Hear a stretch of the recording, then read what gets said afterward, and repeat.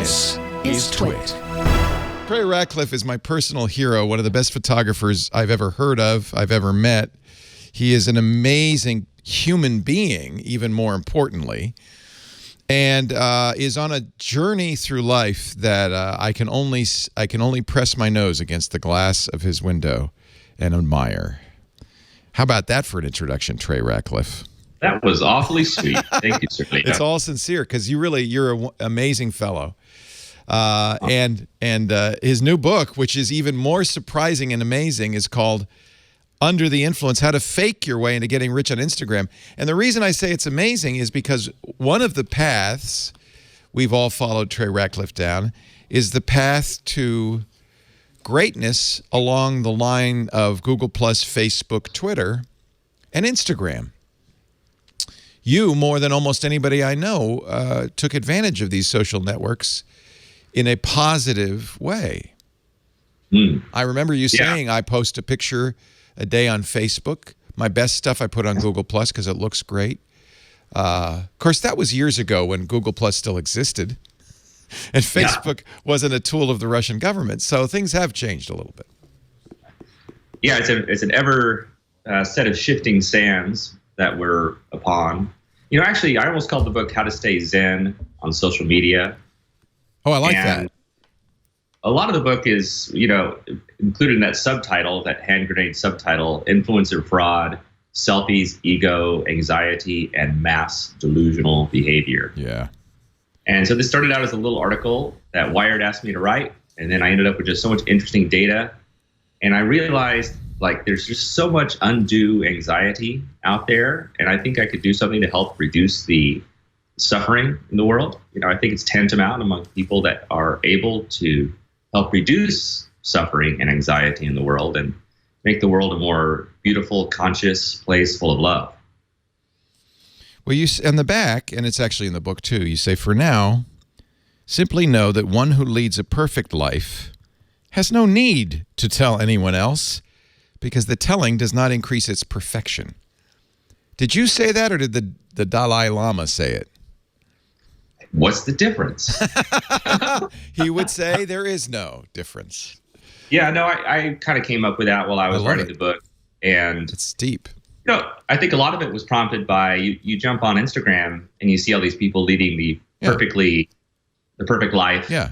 And it's either just basically an egoic thing, or it's based on a false narrative where a lot of these people will, you know, buy followers, comments, and likes. You know, these are all non-human scripts, and they trade them in, you know, for hundreds of thousands of dollars or free product bags or cars or trips.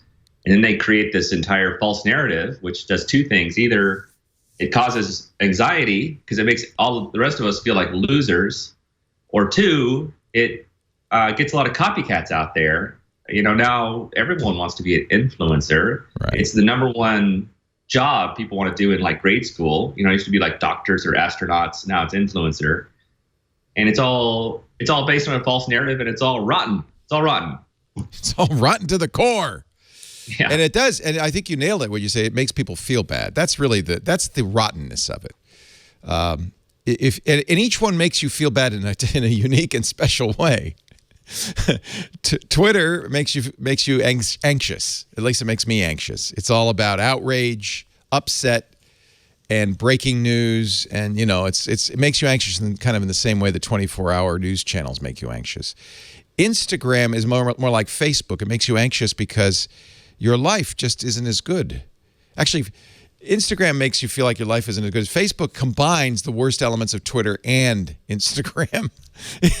In other words, do you still use these platforms?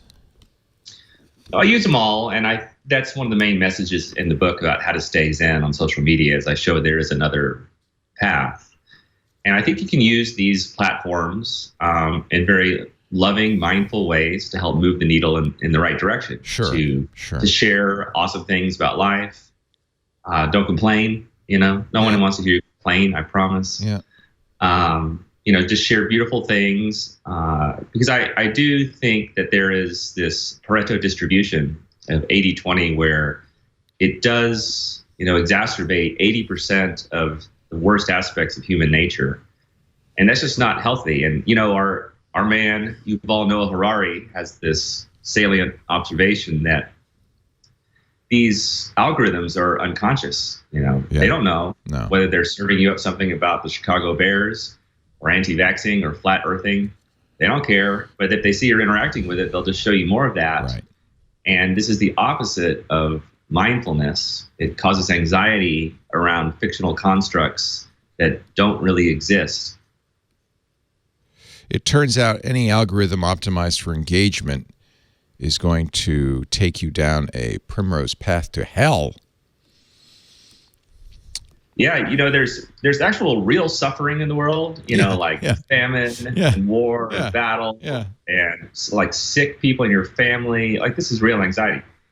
People looking at your phone and coming up with these new fictional sufferings that's not real. And that's not how humans are meant to live. You know, you're actually meant to walk around nature a little bit, you know.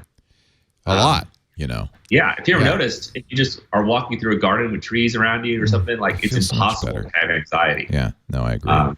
This is a anxiety-making device. I think you're exactly right.